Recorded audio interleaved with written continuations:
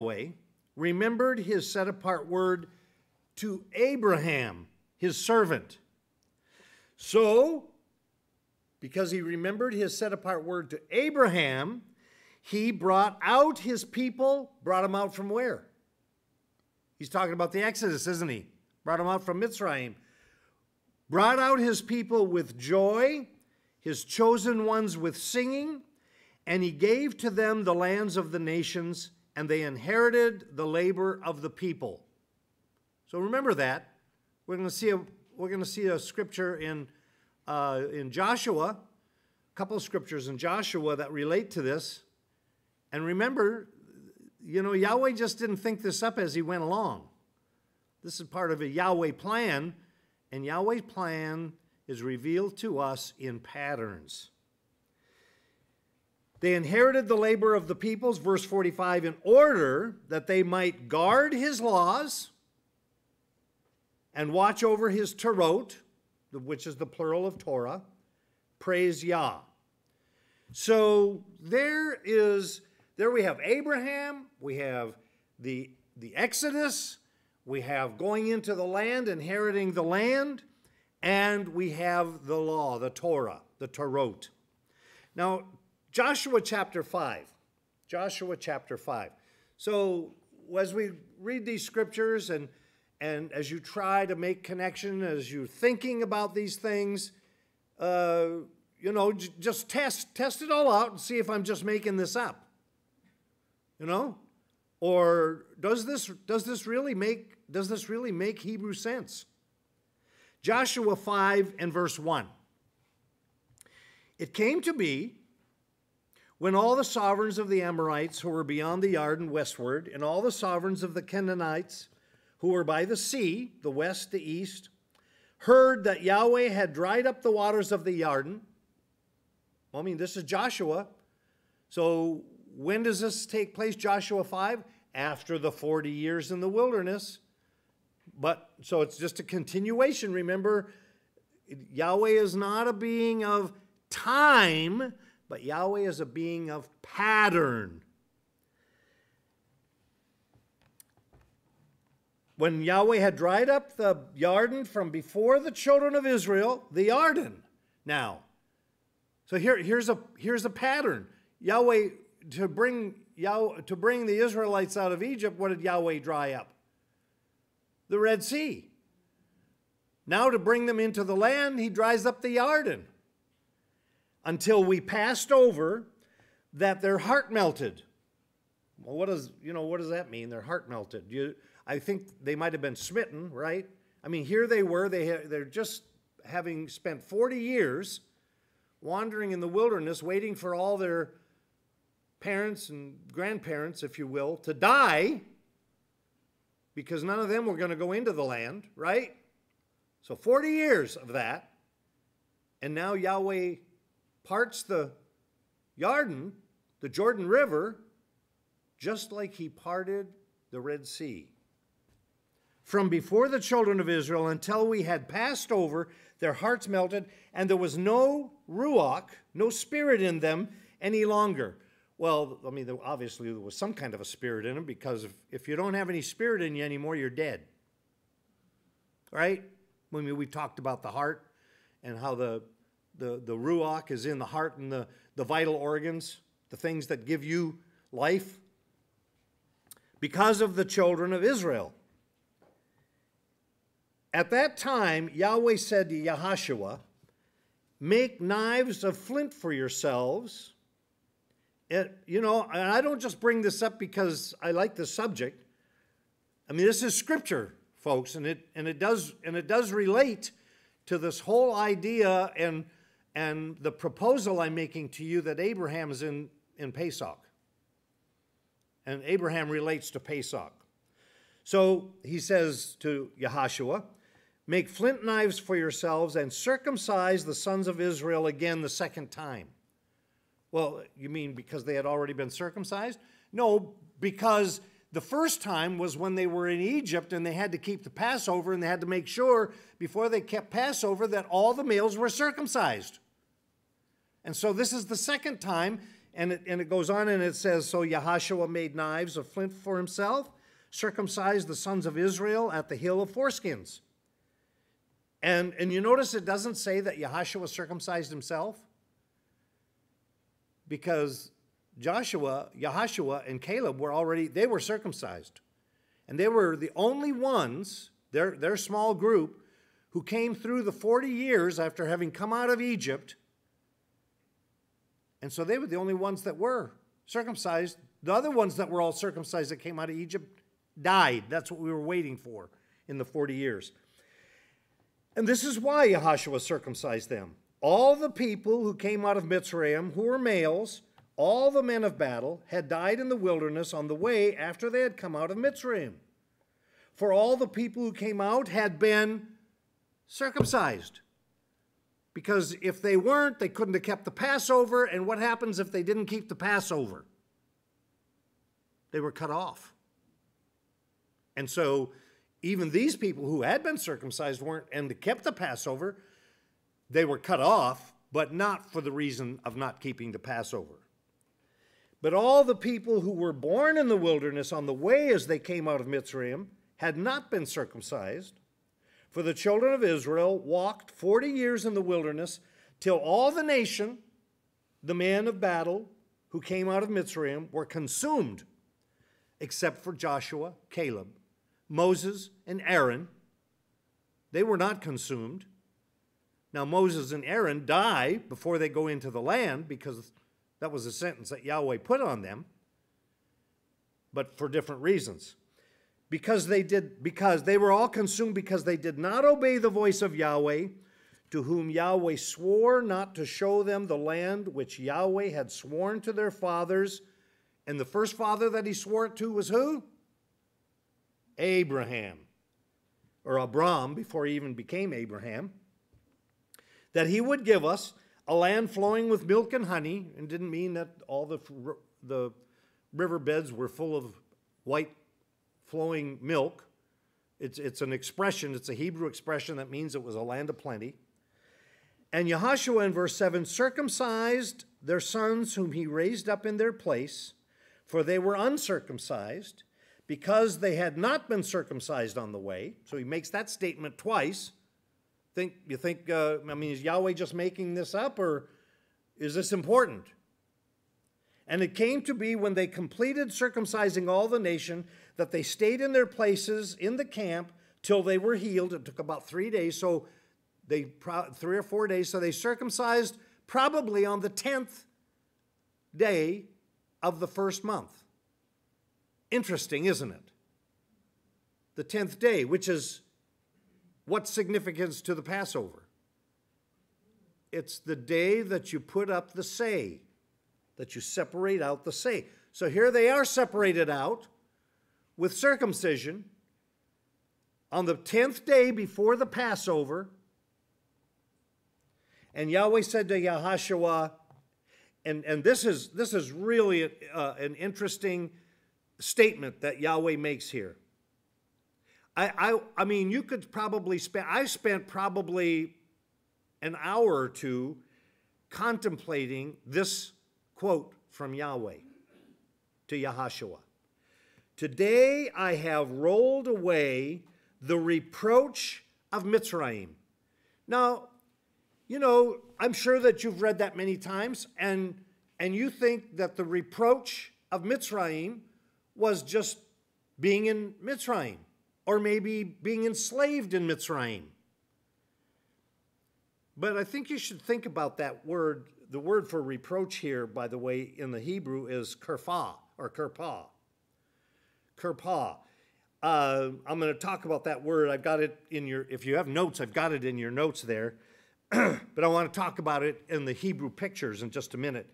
Today, on the 10th day of the first month, after 40 years wandering, Yahweh says, today, when you have circumcised yourselves, today I have rolled away the reproach of Mitzrayim from you. And so the name of the place is called Gilgal to this day. Now this word for reproach here is kerpah, and it is It is a chait. It's not a kof. It's a chait.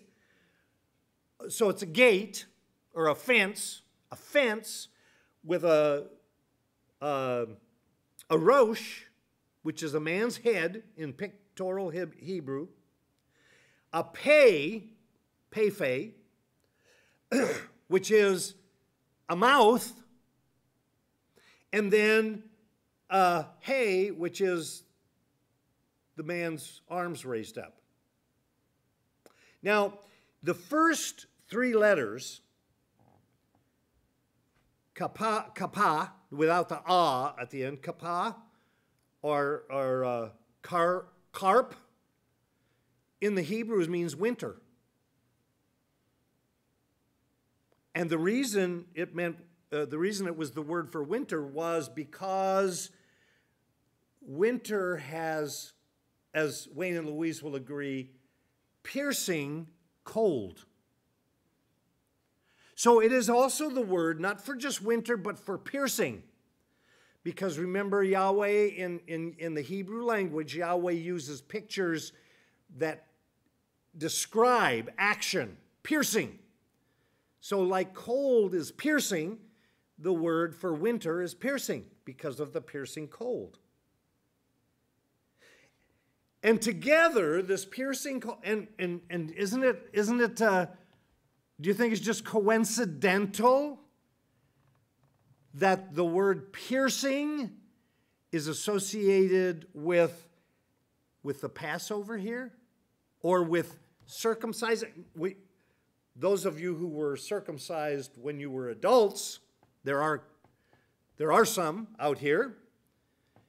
Would you describe that pain as piercing? Yeah, there's a couple people here shaking their head, so there are probably some out there that are shaking their head. Piercing, so it's associated with circumcision and therefore Passover. And then what happened in 30 AD on Passover Day? Messiah was pierced, wasn't he? Yeah. Yahweh does things in patterns, people. Patterns. And it also means, this word, shame. Why hadn't they been circumcised for 40 years in the wilderness? Shame on them. They were not obedient to Yahweh. Almost as soon as they came out, I don't know if we're going to read that scripture or not, almost as soon as they came out, they started grumbling, didn't they? They grumbled against Moses, and they grumbled against Aaron, and they grumbled against Yahweh. But it was all grumbling against Yahweh. Shame on them. So shame. So was it just because they were in slavery that it was a reproach? Or did they bring reproach on themselves because of their rebellion? So, I mean, like I said, think on this reproach from Mitzrayim. Look, after all, when Abraham needed relief up in the land of Canaan, where did he go for relief? He went to Mitzrayim. When Isaac needed relief up in the land of Canaan, where did he go? Mitzrayim. When Joseph and Mary needed relief in Judea because of the threat to their young son, where did they go? They went to Mitzrayim. So just the thought of Mitzrayim is not a reproach. Yahweh used it as a sanctuary for his people several times.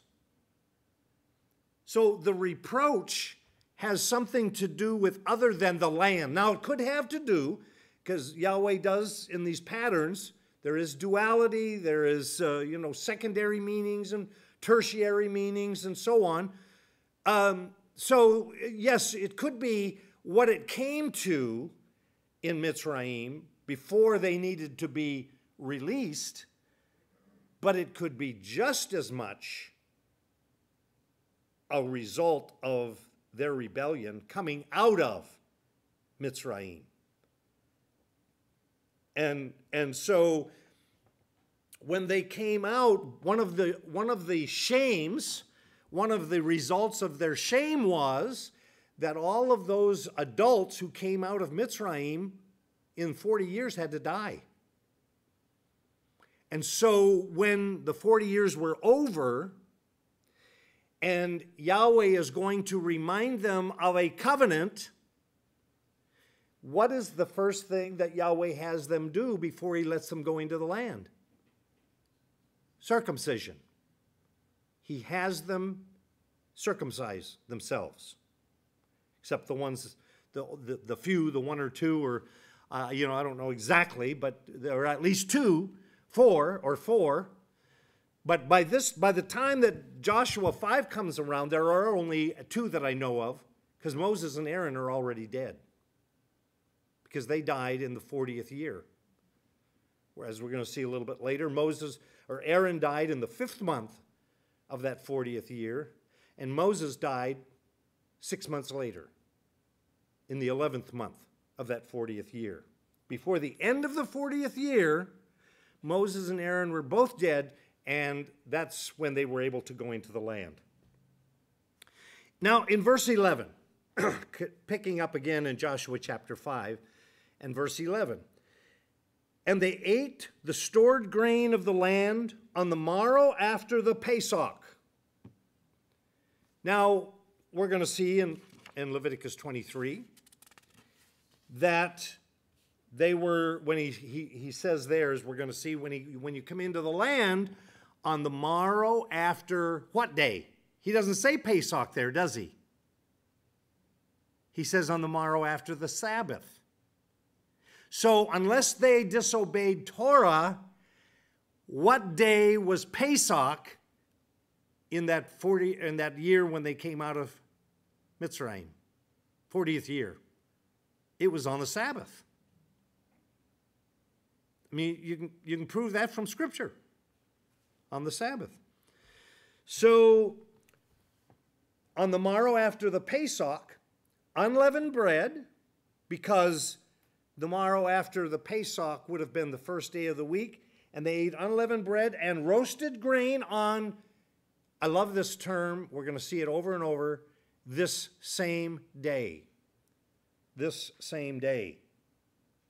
And the manna ceased on the day after they had eaten the stored grain of the land. So what day did the manna cease? What day of the week? Monday. Which would have been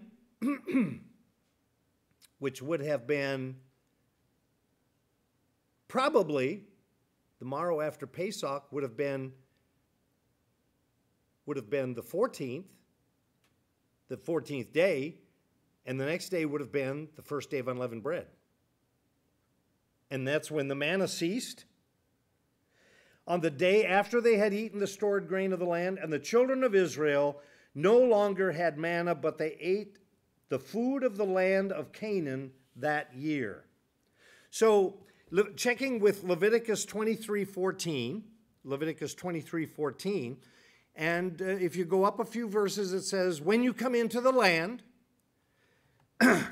it says, and you do not eat bread or roasted grain or fresh grain until the same day that you have brought an offering to your Elohim. So, what day did they bring an offering? That's the wave offering.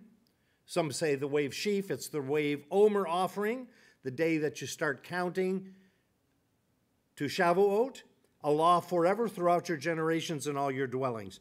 So they followed this Torah. This was specifically given in Leviticus chapter 23 for when you come into the land. And then it says that's the first time you're going to do it, and then it's a law forever. Numbers chapter 33 and verse 3. Numbers 33:3. So Backing up a little bit, this is backing all the way up to 40 years now. So they departed from Ramses in the first month, or first moon, on the 15th day of the first month, or moon. On the morrow of the Pesach, the children of Israel went out with boldness before the eyes of all the Mitzrites. So Leviticus 33 plainly tells us that there was this Passover, which they did the night before between the evenings. It's really the beginning of that day, but in our Western way of thinking, it's the night before, the eve before, just like we do. And then they went out the next day. That was the 14th, so they went out on the 15th. Now, a lot of people get confused and think that the Passover is the 15th, and no, the Passover is at the beginning of the 14th, and they spoiled the Egyptians. They got in their ranks, they got ready to leave, and it took them all day the 14th, because they couldn't go out until sunup, right? And it says they came out by night. Well, they couldn't have come out at Passover night then, could they? Because they couldn't go out. So they they got organized, put in their ranks, spoiled the Egyptians all day on the 14th, and the 15th came at evening, and it was night, and that's when they started out. They came out. Exodus chapter 12 and verse 40. Now, a lot of people will read these scriptures that we're going to read here and say, if we ask the question, how long were the children of Israel in Egypt? Most people are going to say 400 or 430 years based on these scriptures. But hopefully today, when we read these scriptures and we read the New Testament scriptures and we look at Abraham in the scheme of this, we're going to understand they weren't in, and even history says they were not in Egypt 430 years, or even 400 years, or even 300 years, or even 250 years.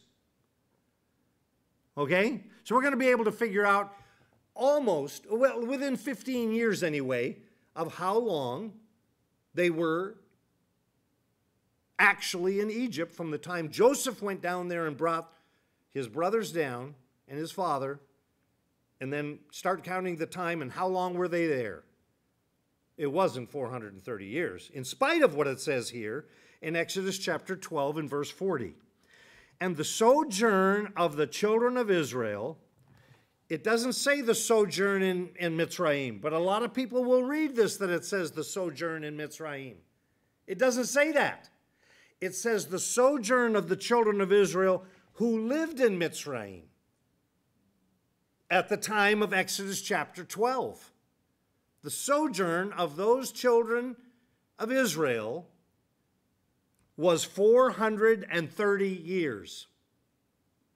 Now somebody will say, well, you just said they weren't in Egypt 430 years. This doesn't say they were in Egypt 430 years. It says they were sojourning. The children who were in Mitzrayim when this was written sojourned, wherever they sojourned, for 430 years. And it came to be at the end of the 430 years, on that same day it came to be that all the divisions of Yahweh went out from the land of Mitzrayim. Now, if that day was the 15th, which it was, right, when they came out of Mitzrayim, if we back up the 430 years, what day do we start with? If it's the same day, 430 years later, it was on the 15th day. And if 430 years before this, there was such a thing as the Passover, it was the day after the Passover. Now, this is where it gets really interesting. Galatians chapter 3. Galatians chapter 3 and verse 17. We're going to start there, and then we're going to back up one verse to verse 16. But first of all, verse 17. Paul writes a few hundred years later, now this I say. And what scriptures did Paul have? Paul was a Pharisee, right? He was versed in the oral law, but we can tell from his writings that he favored also and came to favor above the oral law, the written law, the written Torah. So, had Paul read Exodus? Better believe it. Had Paul read Genesis? Had Paul read all of the books of Moshe? The first 5 books? You can bet on it. And Paul says, now this I say, Torah, did Paul know when the Torah was given on Mount Sinai? Do you think Paul understood that? I mean, we don't even read Hebrew and we understand it. So the Torah that came 430 years later, later than what?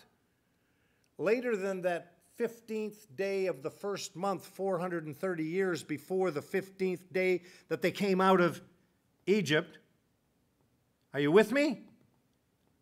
Got your thinking caps on? Okay.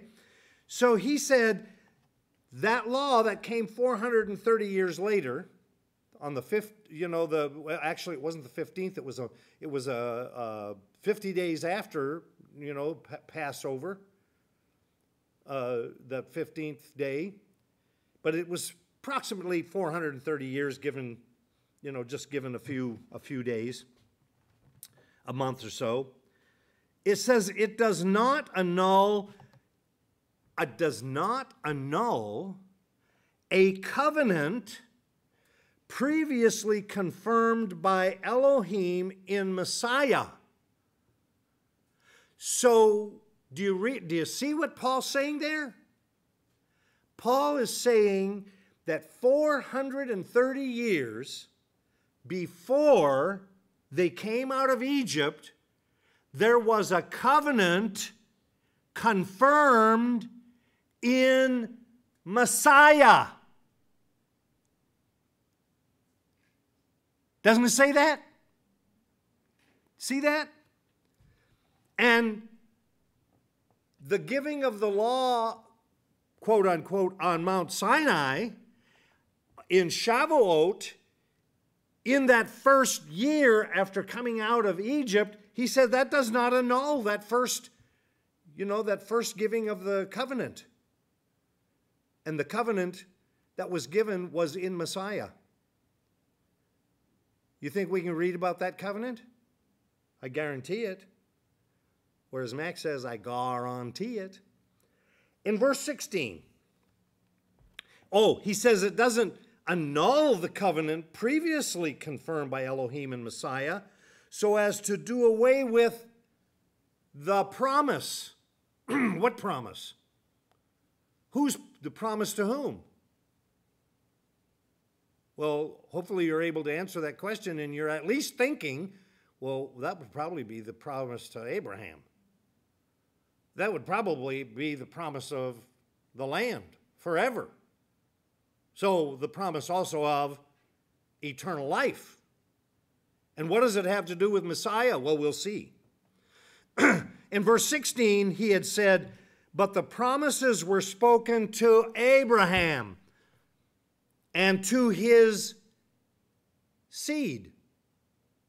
He does not say, and to seeds, as of many, but as of one, and to your seed, who is Messiah. So, Abraham was promised all of his promises through a seed, Messiah. And so the promise that goes all the way back 430 years before the law is being written on stone at Mount Sinai goes all the way back to Abraham. All the way back to Abraham. In Genesis chapter 21, Genesis chapter 21, let's read a little bit about these. We're going to jump around a little bit at the end of Genesis because even though Genesis, this section of Genesis is chronological, it takes a little bit of sifting to figure out exactly what was the chronology that Yahweh is giving us here. And how do we get to that self-same day? What day was what Paul and Exodus call the self-same day, which we have identified, if it's the self-same day they came out of Egypt, which was the 15th of the first month, it has to be the 15th of a first month, 430 years before.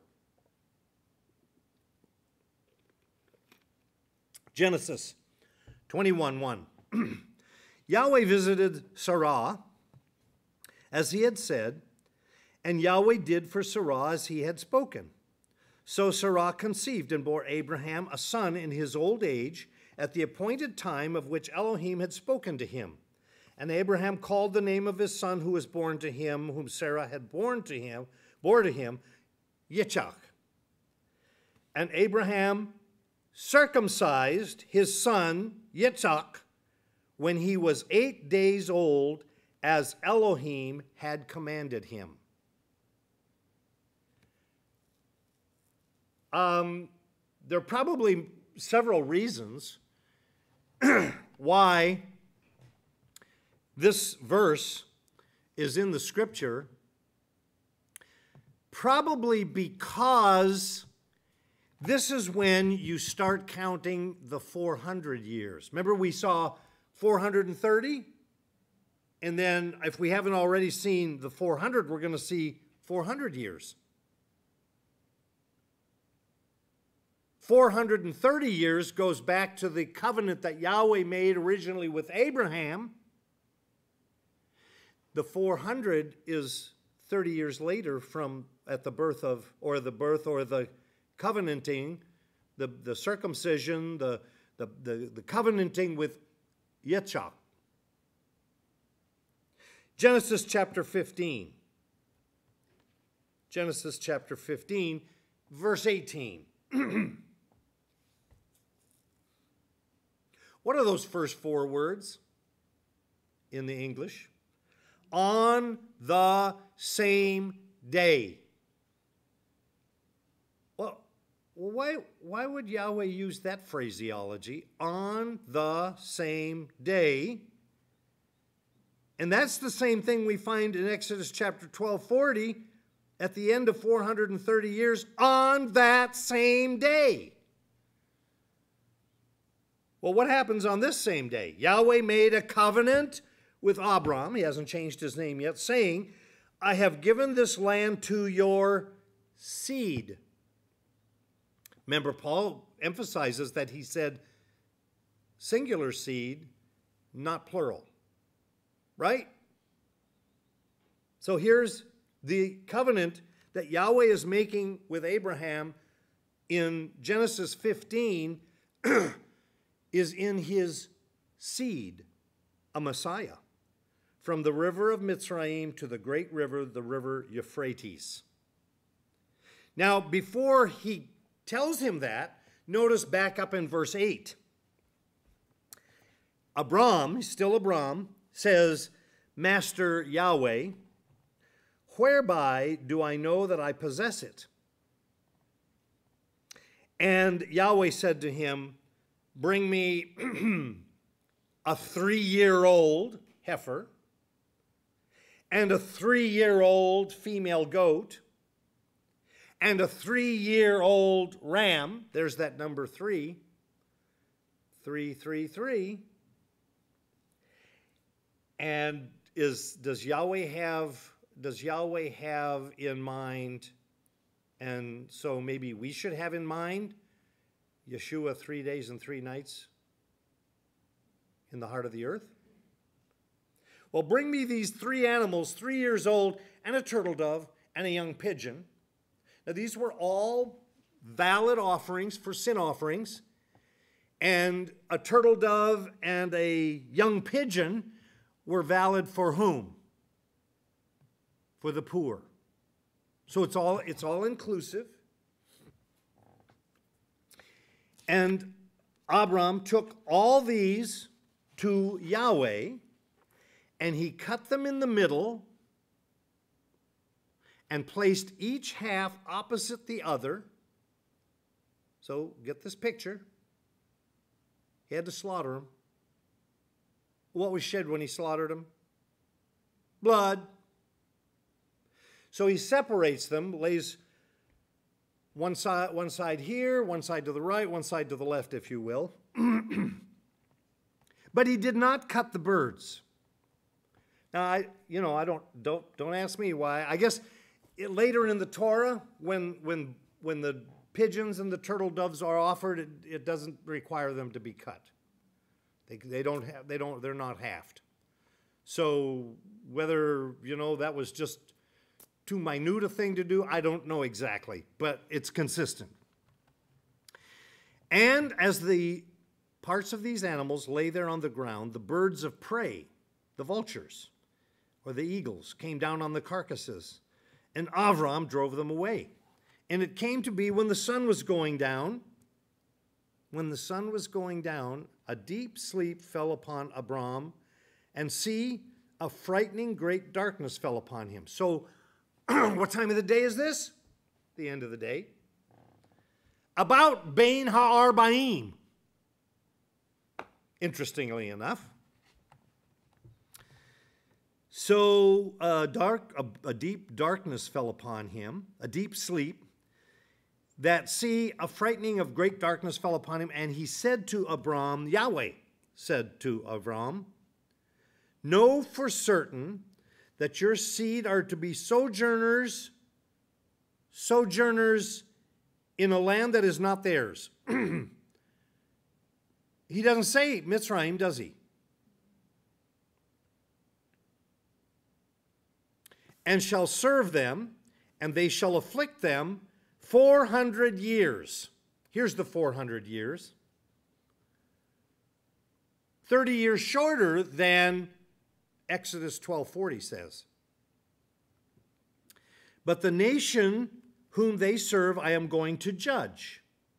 Now, remember, in our way of thinking, Western, we're thinking this has got to be Mitzrayim. Well, Mitzrayim is part of it, but Mitzrayim is the part that they end up in. But before they went down to Mitzrayim, did they own the land of Canaan? No. Because, as Yahweh is going to say, the time of the Amorites is not yet complete. So Yahweh had allotted a time for the Amorites. And so they didn't own the land of Canaan. Just like their father Abraham, they sojourned it. When Yahweh took Abram, and Lot was with him because, they came to have some conflict, and that's when they divided, that Yahweh had him on a mountain where he could see all this land. He said, I'm going to give you this land. He doesn't say it's yours now. He doesn't say it's his. Abraham sojourned the whole lifetime that he had. And his children sojourned it. And even all the way up to Jacob, they were still sojourning. So this is part of the 400 years. Now, granted, the last 215 years they were in Egypt.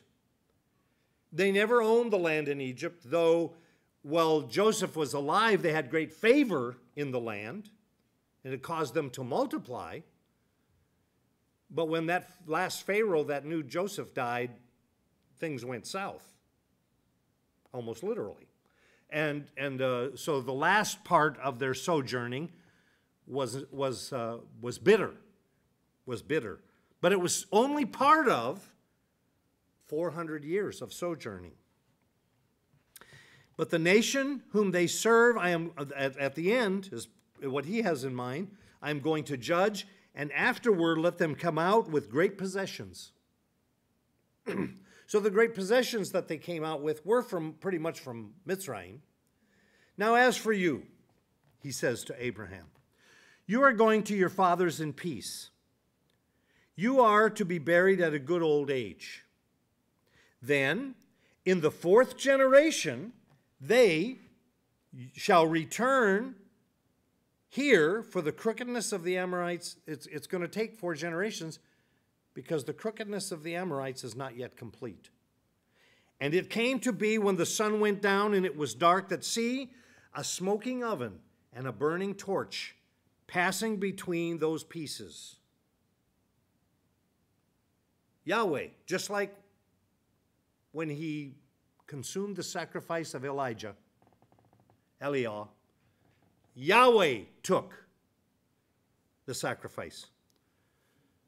So again, I say, is Yahweh just making this all up as he goes along? You think? Genesis 14. Back up a little bit further. Genesis chapter 14. So you see how the 400 years, the 430 years, it relates to Israel, but it starts with Abraham. And remember, the end of the 400 years is the Exodus. And so the Exodus, including Passover and the days of unleavened bread, go all the way back to Abraham. Now notice this, Genesis 14. Genesis 14 is kind of an inset, and it tells, Yahweh has already, we've already passed chapter 12, where Yahweh calls Abraham, sends him to the land. That's somewhere in there. He's going to make this covenant, and we don't do that until the 15th chapter. But Abraham did not go right away. Everybody thinks Yahweh spoke to Abraham, and he got up the next day and went. New Testament makes it plain that Abraham didn't go right away. He waited until his father died. It doesn't say how much longer his father lived. A guy who made idols. An idolater, as some people were wont to call him years ago. But when Abraham got himself really straightened out and his father died and he had no more baggage, then, he starts obeying Yahweh. And he takes with him, some scriptures call him his brother Lot, but we know him to be his nephew. So he was a brother of sorts, but he was literally, as we think of it, a nephew. And they go down to the land, and they're sojourning there, worshiping Yahweh, supposedly. And in chapter 14, there are a bunch of kings that make war, and because Abraham doesn't own this land. In fact, we're going to find out Abraham only has 318 men in his clan. And some of those are servants who were born in his house, 318. And so here are all these kings, the Amorites, the Perizzites, the Hivites, all these kings that are Kedorlaomer. They're all around him, and they make war, and this group has got an alliance against this group over here, and they start making war, and somehow poor old Lot gets wrapped up in this, and one of the groups takes Lot and his clan captive. And Abraham hears about it, and he's not going to just stand still and let his brother, his nephew, be in this captivity with these people. And so he goes out and he rescues him. And in verse 17, this is in chapter 14 of Genesis, and after this, return from the striking of Kedorlaomer and the sovereigns who were with him, the sovereigns of Sodom came out to meet him at the valley of Shawah. That is the sovereign's valley. So he, with his 318, he defeats all these kings. And Melchizedek, the king Malach of Tzedakah, righteousness, sovereign of the king of Shalem, what did he bring out? What does it say there? He brought out bread and wine. Sounds like he's going to have communion, doesn't it? Lo and behold, Genesis chapter 14 Melchizedek, who was Yeshua, Messiah, Yahweh, brought out bread and wine. Now he was the priest of the Most High El, and he blessed him, and he said, "Blessed be Avram of the Most High El, possessor of heavens and earth, and blessed be the Most High El, who has delivered your enemies into your hand," and he gave him a tenth of all. Matthew chapter 26 and verse 26. Now, how often have you read Matthew 26 and thought of it in relationship to Messiah, Yeshua, Yahweh, in Genesis chapter 14, bringing out bread and wine to Abraham? Matthew 26. Yeshua keeping the last Passover that he kept with his disciples. And as they were eating this Passover, Yeshua took bread, and having blessed, broke, and gave it to the taught ones, he said, "Take, eat, this is my body." And taking the cup, what was in the cup? Wine. Giving thanks, he gave it to them, saying, "Drink from it, all of you, for this is my blood of the," what? "Renewed covenant." So Yeshua, Yahweh, Melchizedek, brings out bread, the symbol of his body, and wine, his blood, and he's going, and that's part of the covenant, Melchizedek, Yahweh, Yeshua, with Abraham. And here is that renewed covenant, which is shed for the forgiveness of sins. So when we keep the Passover, we definitely should be thinking about Abraham and the covenant that Yahweh made with Abraham. And we're going to get to Genesis 17 in just a minute. So 430 years from the covenant of Genesis 15 is the Exodus, the self-same day. 400 years from the birth of Isaac. Now, there's no way to prove this, but the way Yahweh does things in patterns, I would not be surprised if the first month, the 15th day of the month, had something to do with Isaac. Would you? Can't prove it, but just saying. And the covenant is confirmed and sealed in blood. How did we come to the blood? Genesis 17:1. Genesis 17:1. It came to be when Abram was 99 years old that Yahweh appeared to Abram and said to him, "I am El Shaddai. Walk before me and be perfect." Do you think the Yeshua, Yahweh, who said this to Abram, do you think he had any recollection or remembrance of what he said in Matthew chapter 5 and verse 48 when he told his disciples, "Therefore, be perfect as your Father in the heavens is perfect"? He says to Abraham, "I am El Shaddai, walk before me and be perfect." He says to his disciples, 600-700 years later, "Be perfect as your Father in the heavens is perfect." Verse 2, Genesis 17. And he says, "I give my covenant between me and you, and shall greatly increase you." And Abram fell on his face. And Elohim spoke with him, saying, "As for me, look, my covenant is with you, and you shall become a father of many nations. No longer is your name called Abram, but your name shall be called Abra. Not Abraham, but Abraham. Ab being father, Ra being many, people. Abraham, because I shall make you a father of many peoples.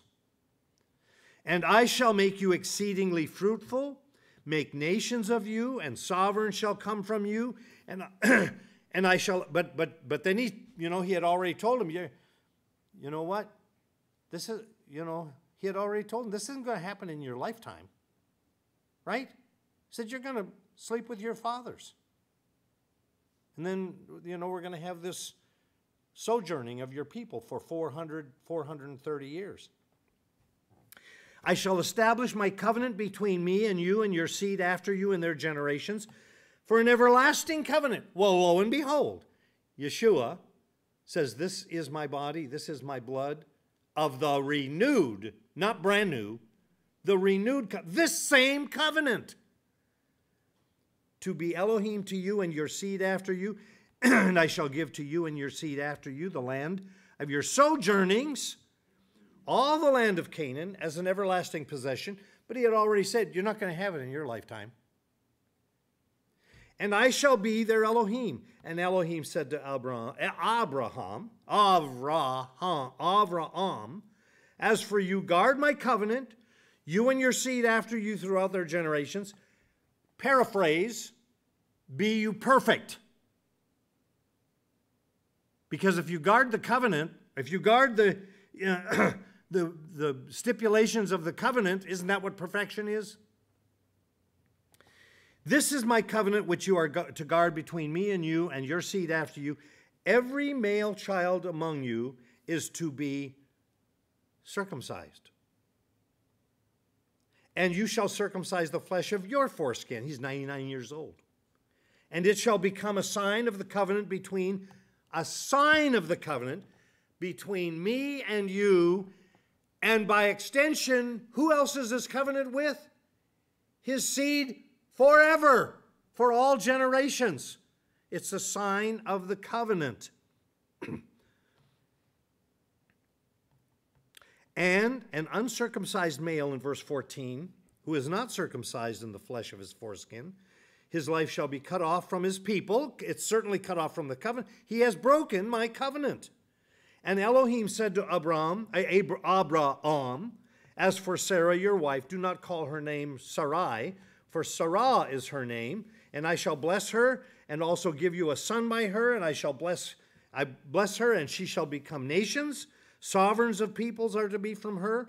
And Abraham fell on his face and laughed and said in his heart, is a child born to a man who's 100 years old. He was 99 at the time, but for Sarah not to be pregnant 9 more months, by the time Isaac was born, he was 100. Or Sarah, who is 90 years old, to bear a child. And so what did Abraham do? He laughed in his heart, but he did what Yahweh commanded him. He circumcised himself, and he circumcised all the males in his clan. Was this, because this is the sealing of the covenant, was this the 14th or 15th of Abib? Is this that same day, 430 years later, that Yahweh is going to bring the children of Israel out of sojourning, out of Mitzrayim? Some have speculated that this was. So could there be a solid Passover connection here? Passover and Days of Unleavened Bread. Does the Yahweh you have come to know, and whose mind you have plied in the depths of your mind, who works things out in patterns, does that Yahweh work that way? Genesis 17:23. And so